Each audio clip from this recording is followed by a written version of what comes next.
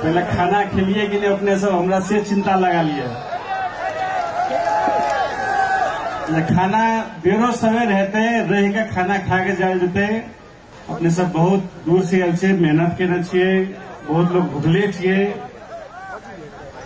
संबोधन करे से पहले हमार यह आग्रह रहा कि अपने सब बेरो हेते खाना खा के तकर बादे पधारल जेते। यहाँ से यस सभा को सभापति महोदय, मंचमा आसीन रहनुभएका जनमत पार्टीका विभिन्न तह तबकाका केन्द्रीयदेखि जिल्लादेखि सबै तह तबकाका नेताहरू, नेतागणहरू, अतिथिहरू, यहाँ पाल्नुभएका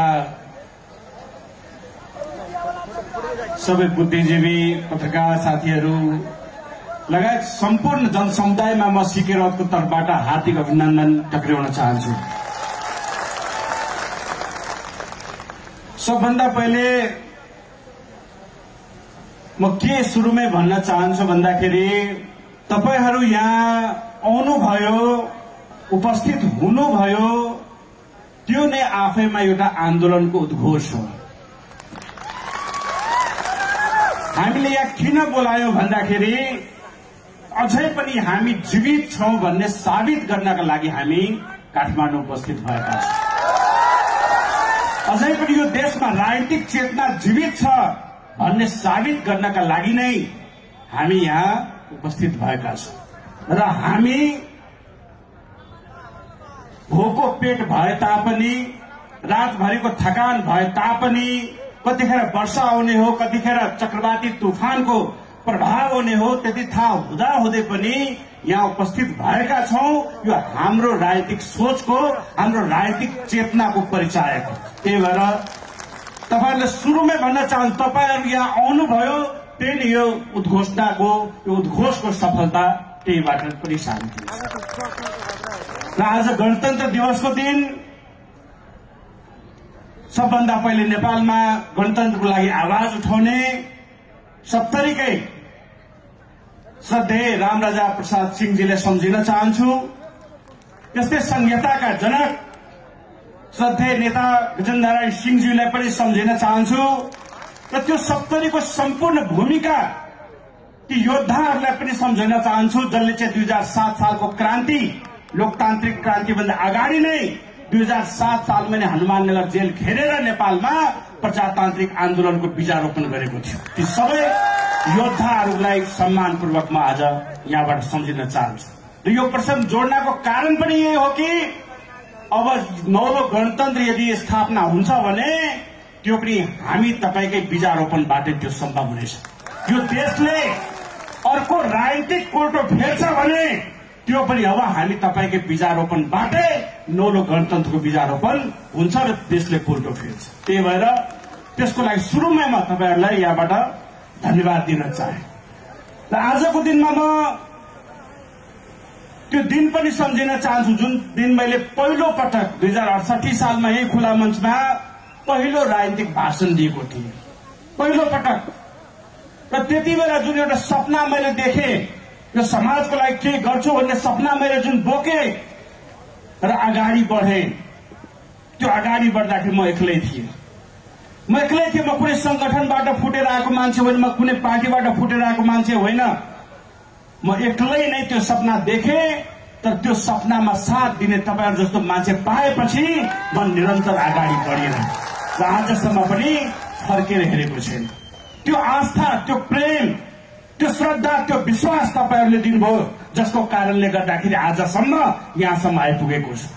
र मलाई आशा छ, मलाई भरोसा छ, त्यो विश्वास तपाईहरुले अझै पनि कायम राख्नुहुनेछ। जति बेलासम्म यो देशलाई हामी निकास दिँदैनौं, जति बेलासम्म जनताको लागि हामी सफलतापूर्वक जुन सपना देखाएका थियौं त्यसलाई एउटा किनारा दिँदैनौं, त्यसलाई गन्तव्यसम्म पुर्याउँदैनौं, त्यति बेलासम्म तपाईहरुको साथ रहनेछ भन्ने कुरा म पूर्णतः आशावादी छु। त्यही भएर सबभन्दा पहिले हरेक दृष्टिकोणबाट म तपाईहरुको आभारी छु। आज तपाईहरुको अगाडि उभिराखेकोमा, यो देशको लागि के सोचिराखेकोमा, यसको लागि सम्पूर्ण हृदयले म भावनाले ओतप्रोत हुँदै तपाईहरुलाई पुनः एकचोटि हृदयदेखि नमन गर्न चाहन्छु। हामीले सपना देखेका थियौं, सबैलाई देखायौं पनि कि हामीलाई के चाहिन्छ। रोजगारी चाहिन्छ, हामीलाई शिक्षा चाहिन्छ, स्वास्थ्य चाहिन्छ, किसानहरूको आन्दोलनको सम्बोधन चाहिन्छ। हामीले त्यो सपना देखायौं र त्यो सपना देखाउँदा देखाउँदै हामी राष्ट्रिय पार्टी पनि बन्यौं। संसदमा एउटा सीट लिएर, एउटा प्रत्यक्ष निर्वाचित सीट लिएर उपस्थित पनि भयौं र त्यहाँ गएर के हुन्छ, कसरी हुन्छ, कम से कम त्यो जान्ने मौका पाए। तर आजको दिनमा पूरै देशभरि नै एउटा निराशाको वातावरण छाएको छ। देशले निकास पाइराखेको छैन। अहिलेको व्यवस्थाबाट, अहिलेको संसदीय व्यवस्थाबाट, अहिलेको पात्रहरूबाट, अहिलेको प्रणालीबाट जुन हामीले सपना देखेका थियौं त्यसले मूर्त रूप धारण गरिराखेको छैन। आज पनि हरेक वर्ष 16 देखि 20 लाख युवाहरू रोजगारीका खोजमा निस्किन्छन्। गत वर्ष मात्र 8 लाख युवाहरू विदेश जान बाध्य भए। पढ्न जाँदैन स्कूलहरू। जुन प्राथमिक स्कूलमा भर्ना हुन्छन्, +2 सम्म पुग्दाखेरि 2/3 विद्यार्थीहरू पढाइ छोडिसकेका हुन्छन्। उनीहरूलाई पासपोर्ट बनाउन हतार परेको हुन्छ। तर हामीले निकास दिन पाइराखेका छैनौं। त्यही भएर हामी सोच्न बाध्य भयौं कि अगाडि कसरी बढ्ने। खालि हामी हल्ला गरेर मात्र त अगाडि बढ्न सक्दैनौं। हामीका के विकल्प छ त्यो सोच्नका लागि पनि हामी यहाँ जम्मा भएका छौं। आखिर हामी के गर्ने त? राजनीतिबाट उपलब्धि भएन, संसदबाट भएन, सरकारबाट भएन भने के गर्ने? चुपचापलाई घरमा बस्दिने कि विदेश गइदिने कि दुवै कतार मलेसिया गइदिने कि केबाट हाम्रो निकास हुन्छ? या त यही वर्तमान व्यवस्थालाई स्वीकार्नु पर्यो, यही बेरोजगारी स्वीकार्नु पर्यो, यही भोग स्वीकार्नु पर्यो, यही रोग स्वीकार्नु पर्यो र यही हालतमा हामी बाँच्न सिक्नु पर्यो, या त व्यवस्थालाई बदल्नका लागि हामी तयार रहनु। हामीसँग दुईटा मात्रै विकल्प छ। या यो सधैँ गलेको व्यवस्था स्वीकार्नु पर्यो या त यसलाई बदल्नका लागि अगाडि बढ्नु पर्यो। यदि हामी मृत प्राणी भएको भए हामी यही व्यवस्थाले स्वीकार गरेर घर गएर बसेर चुपचाप लाग्दिन्थ्यौं। हामी विदेश पलायन भइसक्थ्यौं। हामी जेल जाने डरले पनि विदेश गइसक्थ्यौं, अरू नेताहरू जस्तै, अरू पार्टीहरू जस्तै। तर हामी जीवित प्राणी हौ, त्यो साबित गरेका छौं। त्यही भएर हामी यो देशलाई नै विकल्प दिनका लागि जम्मा भएका छौं।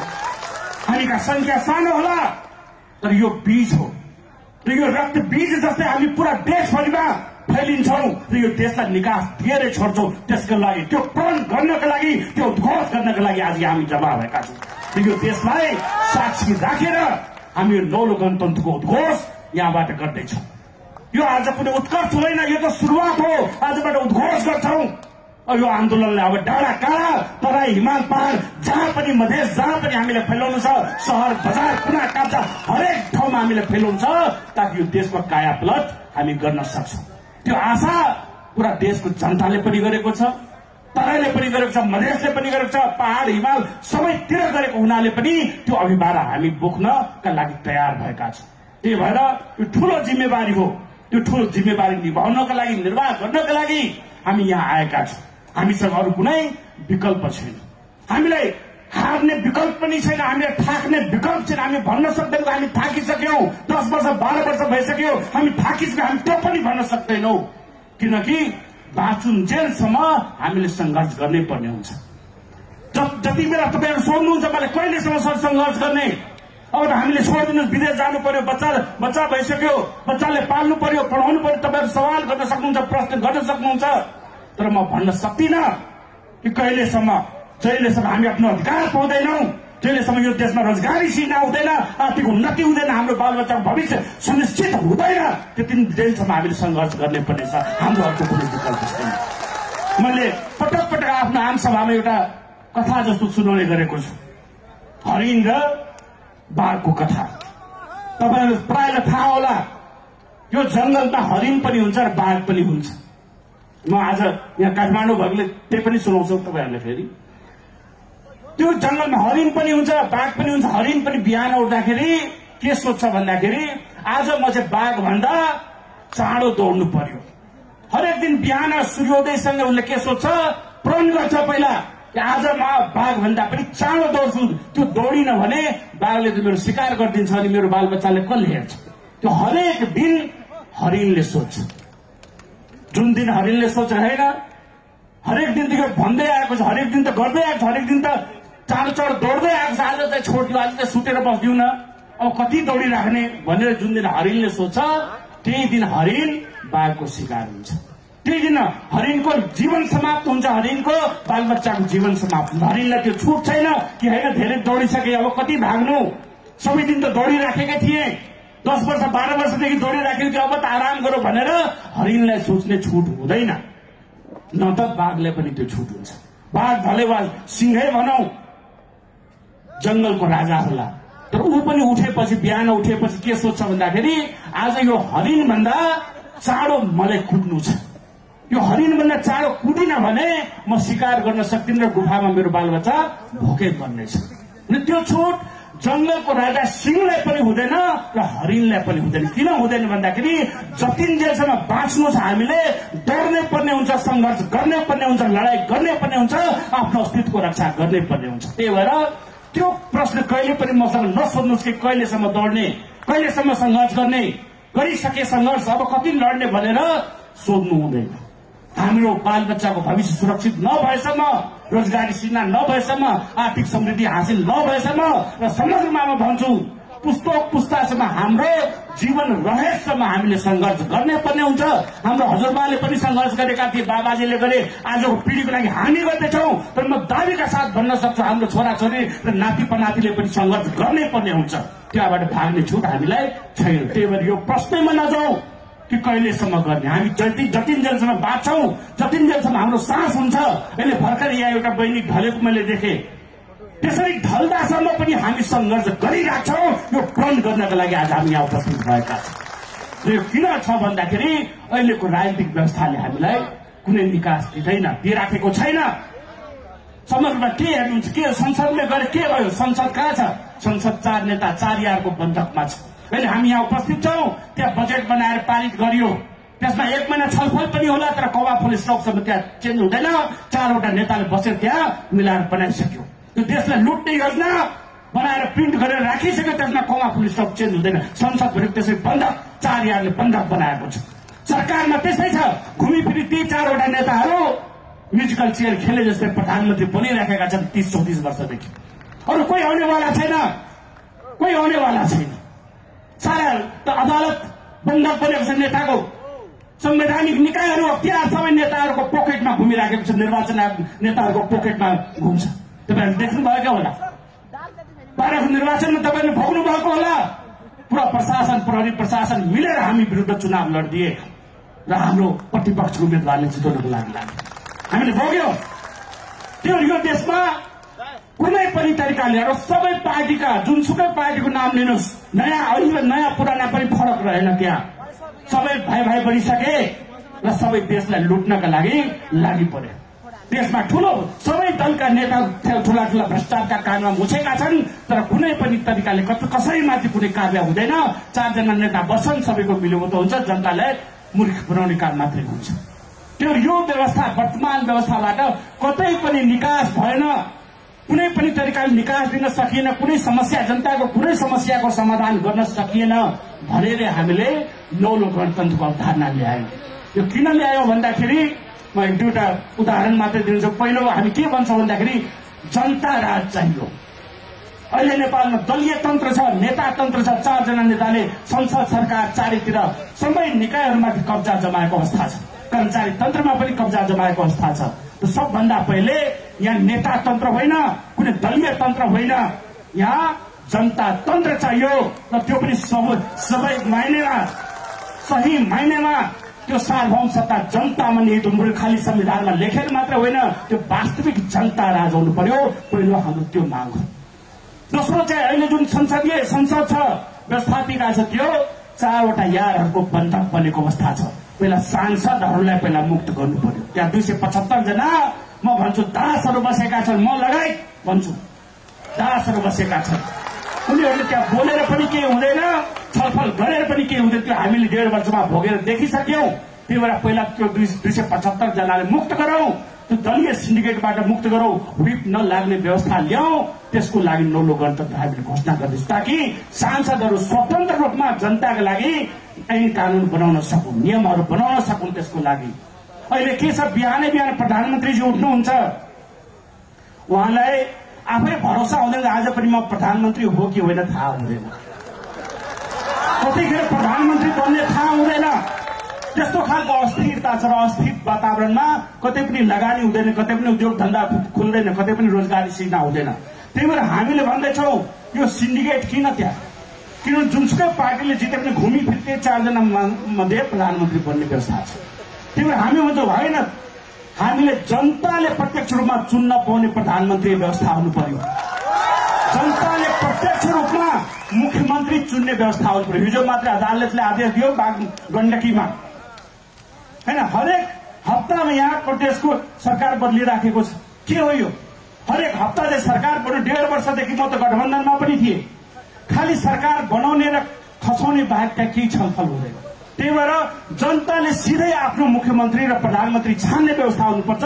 त्यो नौलो गणतन्त्रको लागि हामी सङ्घर्ष गर्दैछौँ र यहाँ चाहिँ मन्त्री बन्नका लागि तछाड मछाड हुने, मन्त्री बन्नका लागि चाहिँ करोडौं करोडको सुटकेस बुझाउनु पर्ने, मन्त्री बन्नका लागि पार्टीसँग फुटाइदिने र फेरि मन्त्री बन्नुको औचित्य पनि छैन। पढ्नको लागि आयुर्वेद पढिया छ, मन्त्री चाहिँ ऊर्जा मन्त्री बनिरहेछ, जसलाई केही थाहा हुँदैन। अनि किन मन्त्री बन्नु पर्यो यस्तो हानाहान थापाथाप के को लागि? त्यही भएर भन्छ हामीले यो मन्त्री सन्त्री केही चाहिँदैन, विज्ञताको आधारमा मन्त्रालय चलाउनु पर्यो। त्यस्तो व्यवस्थाको लागि नौलो गणतन्त्र हामी ल्याउने भन्दैछौँ र संविधान अदालतमा पनि हामी भन्दैछौँ। अदालतमा अहिले के हुन्छ, न्यायाधीशहरू उच्च अदालतको न्यायाधीशको नियुक्ति कसले गर्छ? नेताले गरिदिन्छ। अनि जुन न्यायाधीशकै नियुक्ति नेताले गरिदिएको हुन्छ त्यो न्यायाधीशले कहिले न्याय दिन सक्छ? त्यसले त त्यो नेताको आदेश मात्रै पालन गर्ने हो। त्यही भएर हामीले न्यायालयमा पनि प्रत्यक्ष रूपमा निर्वाचित न्यायाधीशको व्यवस्थाको माग गर्दैछौँ, त्यही योग्य मध्येहरूबाट जो पनि हुन नपाउने खास गरी। र त्यस्तै गरी हामी संवैधानिक निकायका प्रमुखहरू, अख्तियार लगायतका निर्वाचन आयुक्तहरू, यिनीहरू पनि प्रत्यक्ष रूपमा जनताबाट निर्वाचित हुने व्यवस्थाको लागि माग गर्दै, जस्तो अमेरिकामा हुन्छ। अहिले के छ, अख्तियारको प्रमुख छ तर उसले कुनै प्रधानमन्त्रीको फाइल खोल्न सक्दैन। प्रधानमन्त्री त परको कुरा हो, कुनै राष्ट्रिय अध्यक्षको फाइल खोल्न सक्दैन। पूरा सारा प्रमाण जमा हुन्छ, पूरा फाइलका फाइल जमा हुन्छ, तर फाइल पल्टाएर हेर्न पनि सक्दैन। किन? अख्तियारको प्रमुखले नियुक्ति ती नेताहरूले गरेको हुन्छ र यदि कथन कदाचित त्यो अख्तियार प्रमुखले हेर्ने हिम्मत गर्यो भने महाअभियोग लगाएर देशै निकाला गरिदिएको दृष्टान्त पनि यही नेपालमा छ। त्यही भएर हामी भन्दैछौँ त्यो अख्तियारको प्रमुख, संवैधानिक निकायका प्रमुखहरू पनि जनताद्वारा प्रत्यक्ष रूपमा निर्वाचित हुनुपर्छ ताकि कुनै पनि नेताको भरोसामा उनीहरू बाँच्नु पर्दैनन्। जसको पनि फाइल खोल्न सकुन्, जुनसुकै प्रधानमन्त्री होस् कि मन्त्री होस् कि पूर्व गृहमन्त्री होस् कि जोसुकै को पनि फाइल खुलेर कारवाही गर्न सकुन् र जनताको पैसा जनताको हातमा ल्याउन सकुन्। त्यस्तो खालको शक्तिशाली व्यवस्थाको लागि नौलो गणतन्त्रमा हामी आह्वान गर्दैछौँ। र सबभन्दा प्रमुख कुरा अहिले के भयो भने नेताहरूले हानथाप गर्नको लागि, क्रेडिट पाउनको लागि समाजवाद उन्मुख भनेर संविधानमा लेखाइदिए। त्यसको के मतलब हो भनेर पनि हेक्का राख्न सकेनन्। समाजवाद उन्मुख भने के हो भन्दाखेरि सबै कुरा राज्यले अधिग्रहण गरिदिने, निजी सम्पत्ति समेत अन्ततः राज्यले अधिग्रहण गर्ने व्यवस्था हो। त्यसले चाहिँ अब यहाँका दलहरूले त लेखिदिए, तर त्यसको कारणले गर्दाखेरि आज कतैबाट लगानी आउँदैन। किन? राज्यले लिइदिएपछि, राज्यले खोजिदिएपछि यहाँ कसले आफ्नो पैसा लगाउँछ? नेपालीले पनि पैसा लगाउँदैन, आफ्नो निजी पैसा लगाउँदैन, उसले पनि आफ्नो पैसा विदेश कसरी लाने त्यही सोच्छ। किन? राज्यले अधिग्रहण गर्ने व्यवस्था समाजवादी व्यवस्था हो। विदेशी त झन् ल्याउँदैन, विदेशीले किन आफ्नो पैसा यहाँ लगानी गर्छ जबकि राज्यले नेपालले खोजिदिने को हो भने। त्यही भएर यसको कारणले के भयो भने समाजवादी व्यवस्थाको कारणले के भयो भन्दाखेरि कुनै पनि नेपालीले पनि, निजी लगानीकर्ताले पनि लगानी गर्न पाएन, वैदेशिक लगानीकर्ता पनि आइदिएन। र यस्तो व्यवस्था भएपछि लगानी नै नभएपछि उद्योग धन्दा खुलेन, उद्योग धन्दा खुलेन भने रोजगारी सिर्जना हुने भएन। अनि बेरोजगार भएर हामी चाहिँ पासपोर्ट बनाउँदै दुबई कतार मलेसियातिर नेताहरूले फालेको फालेछ। त्यो व्यवस्थाको लागि हामी परिवर्तन गर्नका लागि हामी के भन्छौँ भन्दाखेरि हामीका नेपालमा पुरै पुँजीवाद पनि चाहिँदैन, पुरै समाजवाद पनि चाहिँदैन। किनभने हामीका पुँजीवादी क्रान्ति भएको छैन। पुँजीवादी क्रान्ति भनेको हामी कहाँ राष्ट्रिय पुँजी निर्माण भएको छैन। समाजवाद भनेको बाँट्ने व्यवस्था हो। बाँट्नको लागि पहिला पैसा कमाउनु पर्यो, राष्ट्रिय सम्पत्ति निर्माण गर्नु पर्यो।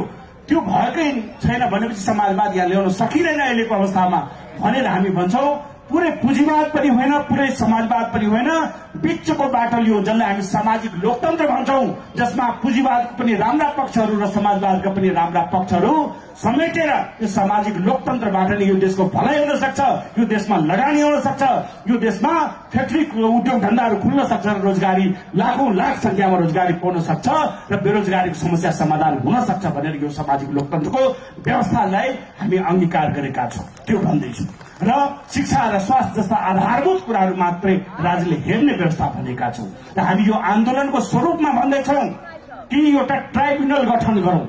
ट्राइब्युनल किन गठन गर्नु पर्यो भन्दाखेरि नेपालमा जहिले पनि आन्दोलन हुँदाखेरि के भइदियो भन्दाखेरि जस्तै 2007 सालको आन्दोलन भयो, आन्दोलन त भयावह भयो, तर फेरि राणा नै देशको प्रधानमन्त्री भइदिए। किन? समन्वयको नाममा भइदिए। 46-47 सालमा पनि आन्दोलन भयो, फेरि त्यो पूर्व पञ्चहरू आएर देशका प्रधानमन्त्री भइदिए, देशका व्यवस्थामा हावी भइदिए। गणतन्त्र आए, फेरि पुरानै नेताहरू सबै आएर हावी भइसके। त्यही नेता तपाईको पञ्चायती शासन व्यवस्थामा पनि प्रधानमन्त्री भइराखेका थिए, त्यही प्रजातन्त्रमा पनि भए, लोकतन्त्रमा पनि भए, र अहिले गणतन्त्रमा आएर पनि हालिमुहाली उनीहरूको नै छ। जो चाहिँ भ्रष्ट भन्दा भ्रष्ट छन् उनीहरूकै हालिमुहाली छ। किनभने समन्वयको नाममा सबैलाई मिसाउने काम हो। हामी भन्छौं अब चाहिँ अति भयो, अब चाहिँ यसको छानबिन हुनुपर्छ, रोक्का हुनुपर्दछ। त्यसको लागि एउटा ट्राइब्युनल गठन गरौं। योभन्दा अगाडि जति पनि भ्रष्टाचारका केसहरू भए सबैको छानबिन गरेर उनीहरूको सम्पत्ति खोसेर त्यसलाई राष्ट्रिय सम्पत्ति बनाऊ, त्यहाँबाट उद्योग धन्दा खोलौं। त्यसको लागि ट्राइब्युनल गठन गरौं भनेर यो नौलो गणतन्त्रको आन्दोलन हामीले ल्याएका छौं। र त्यति मात्र होइन, नेपालमा अहिले कन्फ्लिक्ट अफ इन्ट्रेस्टको अवधारणा नै छैन। कन्फ्लिक्ट अफ इन्ट्रेस्ट अहिले के छ? आफ्नै म्यान पावर एजेन्ट छ, त्यही मान्छे श्रम मन्त्री बनिराखेको हुन्छ। आफ्नै चाहिँ ठेक्काको कम्पनी हुन्छ, उही चाहिँ भौतिक योजना मन्त्री बनिराखेको हुन्छ। यस्तो खालको आफ्नै हरेक ठाउँमा मान्छे पसाउने, आफ्नै काममा लगाउने त्यस्तो खालको प्रवृत्ति भएकोले हामी भन्दैछौं कन्फ्लिक्ट अफ इन्ट्रेस्टको कन्सेप्ट अवधारणा नेपालमा पनि लागू हुनुपर्दछ र जहाँ यस्तो द्वैत कन्फ्लिक्ट छ त्यो कुरा चाहिँ उसलाई जिम्मेवारी दिनु हुँदैन भनेर हामी भन्दैछौँ। यो नौलो गणतन्त्रको अवधारणा आएपछि अनि मात्रै देशमा एउटा स्थायित्व आउँछ, त्यसपछि मात्रै एउटा स्टेबिलिटी आउँछ र स्टेबिलिटी आएपछि बल्ल यहाँ उद्योग धन्दा खुल्ने। अहिले के तपाईँ एउटा उद्योग मन्त्रीसँग गफ गरेर आउनुहोस् उद्योग खोल्नको लागि, भोलि जानुहोस् त्यो मन्त्री नै बदलिसकेको हुन्छ, कसरी काम हुन्छ यहाँ? तपाईँ प्रधानमन्त्रीसँग एउटा अस्पताल खोल्नको लागि छलफल गरेर 1 महिना छलफल गरेर बस्नुहुन्छ, 1 महिनापछि त्यो प्रधानमन्त्री नै हुँदैन। त्यो भएर बल्ल यो व्यवस्था नौलो गणतन्त्र आएपछि बल्ल स्थायित्व आउँछ। 5 वर्षको लागि प्रधानमन्त्री जनताद्वारा निर्वाचित प्रधानमन्त्री भएपछि त्यहाँ स्थायित्व हुन्छ, मुख्यमन्त्रीमा पनि स्थायित्व हुन्छ, प्रदेश सरकारमा पनि स्थायित्व हुन्छ र बल्ल उनीहरूले काम गर्न पाउँछन्। हामीले जुन खालको अवधारणा ल्यायौं कि प्रत्यक्ष निर्वाचित संवैधानिक निकायका प्रमुखहरू, अख्तियारका प्रमुखहरू लगायत, त्यसले चाहिँ बल्ल भ्रष्टाचारको अन्त गर्न अगाडि बढ्छ। अहिलेको सिस्टमले गर्दैन र त्यसपछि मात्रै देशको अर्थतन्त्र पनि सामाजिक लोकतन्त्रको अवधारणा आएपछि मात्रै देशको अर्थतन्त्र पनि अगाडि जान्छ। अहिले देश पुरा ऋणमा डुबिराखेको छ, ऋण काटेर हामी चाहिँ यहाँ वितरण गर्दैछौँ, त्यो पनि कनिका जस्तो छर्दैछ। कुनै पनि भिजन छैन, कहाँ के बनाउने, लगानी कति गर्ने, प्रतिफल कति दिन्छ, त्यसको कुनै अवधारणा छैन। हामी चाहिँ खालि ऋण काटेर बाँडिराखेको छ र त्यसमा कमिसन मजाले नेताहरूले खाइराखेका छन्। त्यसको लागि ऋण काट्नको लागि पनि यहाँ ठूलो कम्पिटिसन छ। किन? ऋण काट्दा पनि उनीहरूलाई कमिसन आउँछ, चलखेल हुन्छ। देश पुरा ऋणमा डुबाइसक्यो, कुनै मतलब छैन। 45% जति जीडीपी को ऋणै भइसक्यो, ब्याज तिर्ने अवस्था रहेन, त्यही पनि खालि ऋणमाथि ऋण काटेको छ। उत्पादनका काम कतै भइराखेको छैन। हिजो अस्ति मात्र नयाँ पत्रिका पढ्नुभयो होला, त्यसमा लेखिएको छ सरकारको स्वामित्वमा रहेका सबै उद्योग धन्दाहरू घाटामा चलिराखेका छन्। त्यही पनि हामी भन्छौँ समाजवाद उन्मुख देश चाहियो। त्यही भएर यहाँबाट थाहा हुन्छ कि हामीलाई समाजवाद अहिले लागू गर्ने अवस्था आएको छैन।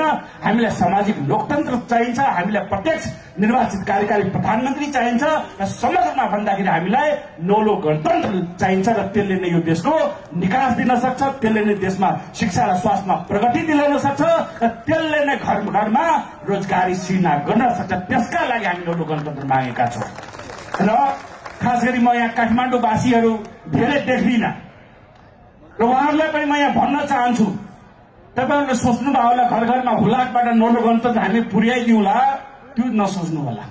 तपाईँले खालि कम्प्लेन मात्रै गर्न आउने, देशमा यो भएन त्यो भएन, नेताले बिगारे अनि नेताले त्यही नेताले भोट हाल्ने चाहिँ जनता होइन, तपाईँहरू जनता नै होइन। त्यो पनि विचार गर्नु पर्यो। यहाँ नौलो गणतन्त्रको लागि सङ्घर्ष भइराख्दाखेरि तपाईँहरू चाहिँ नआउने, घरबाट ननिस्किँदैन, अनि हामीले चाहिँ राम्रो व्यवस्था बनाएर खाममा हालेर तपाईँले घर घर प्याक गरेर पठाइदिनु पर्ने पिज्जा मोमो जस्तो हो र? नौलो गणतन्त्र चाहियो, देशमा सुव्यवस्था चाहियो, देशमा सुशासन चाहियो, भ्रष्टाचारको अन्त गर्नु पर्यो भने तपाईँहरू पनि सडकमा ओर्लिन सक्नुपर्छ। हामी कसैलाई होम डेलिभरी गर्नेवाला छैनौँ। अधिकार चाहियो तपाईँहरूले यहाँ ओर्लेर देखाउन सक्नुपर्दछ, त्यसपछि बल्ल हुन्छ, त्यसपछि बल्ल हामी पाउँछौँ। र त्यही भएर भन्छौँ हामी अहिले 3वटै मोर्चामा छौँ।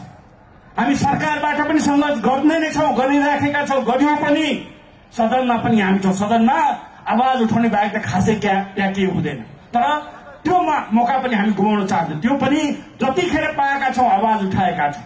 नौलो गणतन्त्रको लागि पनि त्यहाँबाट चलको आवाज हामीले उठाएका छौँ र सडकमा पनि हाम्रो मोर्चा जारी रहनेछ। भनेपछि हामी सरकार, सदन र सडक 3वटै मोर्चाबाट नौलो गणतन्त्रको लागि अगाडि बढ्छौँ र सबभन्दा सशक्त मोर्चा हाम्रो सडक हुनुपर्दछ।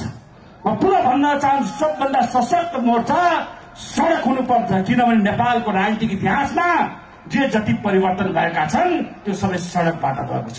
कुनै सदनबाट यहाँको व्यवस्था फेरिएको होइन। तपाईँ हामी जनता जति बेला ओर्लियो सडकमा, त्यसपछि यहाँको व्यवस्था परिवर्तन भएको हो। र त्यसै गरी जनता यसरी नै ओर्लेर, लाखौंको संख्यामा ओर्लेर हामी नौलो गणतन्त्र यहाँ ल्याउनेछौँ र त्यसपछि यो देशमा सुशासन र सुव्यवस्था कायम गर्ने, त्यसको लागि तपाईँहरूले पनि मेहनत गर्नुपर्छ। हाम्रो साथीहरूले भन्नुभयो र म पनि भन्दैछु, यदि हामीले ठूला ठूला पार्टीहरूले गर्न नसकेको कुरा यदि गर्न खोज्दैछौँ, जसले 33 लाख 34 लाख भोट ल्याउँछ एउटा एउटा पार्टीले, तिनीहरूले गर्न नसकेको काम यदि हामी गर्न खोज्दैछौँ भने हाम्रो पनि त्यो 33 लाख भन्दा बढी समर्थक हुनु पर्यो नि, हाम्रो पनि त्यो सदस्य त्योभन्दा बढी हुनु पर्यो नि, हाम्रो पनि संगठन टोल टोलमा, डाँडा डाँडामा, काँडा काँडामा हुनु पर्यो नि। त्यसको लागि हामी सबै मिलेर लाग्नुपर्छ। उनीहरूले यदि 33 लाख 34 लाख भोट ल्याउँछन् भने हामीले 40 लाख 50 लाख भोटको टार्गेट गर्न सक्नुपर्छ, अनि मात्रै मिशन 84 हुन्छ। त्यसै मिशन 84 हुँदैन। र यही अवस्थामा यदि 84 को चुनाव भयो भने पनि हाम्रो कुनै ठोस परिवर्तन हुँदैन। कुनै ठोस परिवर्तन के हुन्छ? 10वटा सिट यताउता हुन्छ, फेरि गठबन्धनकै सरकार हुन्छ, फेरि यसरी नै प्रदेश सरकारहरू रातारात ढलिराख्छन्, यसरी नै झुलिराख्नु। त्यही भएर त्यो 84 को निर्वाचन अगाडि नै हामीले नौलो गणतन्त्रको लागि सडक सङ्घर्ष गर्नै पर्छ, अनि बल्ल मिशन 84 सफल हुन्छ। यही अवस्थामा मिशन 84 को कुनै औचित्य रहँदैन, फेरि गठबन्धनकै सरकार बन्ने बाबुले। त्यही भएर हामीले त्योभन्दा अगाडि नौलो गणतन्त्रको लागि आन्दोलन गर्नै पर्ने हुन्छ। र त्यो आन्दोलन गर्नको लागि हामीले हरेक टोल टोलमा, यहाँ काठमाडौँको पनि हरेक टोल टोलमा संगठन बनाउनु पर्दछ, युवा दस्ता बनाउनु पर्दछ, हरेक डाँडा डाँडा नगएर युवा दस्ता बनाउनु पर्यो, मधेसका हरेक घर घरमा गएर युवा दस्ता बनाउनु पर्यो, टोल टोलमा गएर युवा दस्ता बनाउनु पर्यो। किनभने हामीलाई थाहा छ राज्य भन्ने कुरा के हो, दमन गर्ने हतियार। तपाईँहरूले भन्नुभयो, अहिले रातिदेखि मलाई फोन आइराखेको छ, मेरो गाडी रोकिदियो सर, आमसभामा आउन नदिनको लागि षड्यन्त्र गरिराखेको छ। राज्यको कामै हो षड्यन्त्र गर्ने। राज्यले कहाँ चुनौती तपाईँले दिन दिन्छ? राज्यको काम हो सडकमा तपाईँलाई आउन दिँदैन। तपाईँले देख्नुभयो, हामीले धोती लगाएर प्रदर्शन गर्दा पनि गर्न दिएको थियो, मलाई समेत पक्राउ गरिएको थियो। राज्यको काम हो दमन गर्ने। यसरी नै आवाज उठाइराख्नेछौँ, आफ्नो आफ्नो ठाउँमा संगठन बनाइराख्नेछौँ र नौलो गणतन्त्र ल्याएर छाड्नेछौँ। यो प्रतिबद्धताका साथ तपाईँहरू अगाडि बढ्नुहोस् भन्दै म आजको लागि बिदा हुन चाहन्छु। धन्यवाद।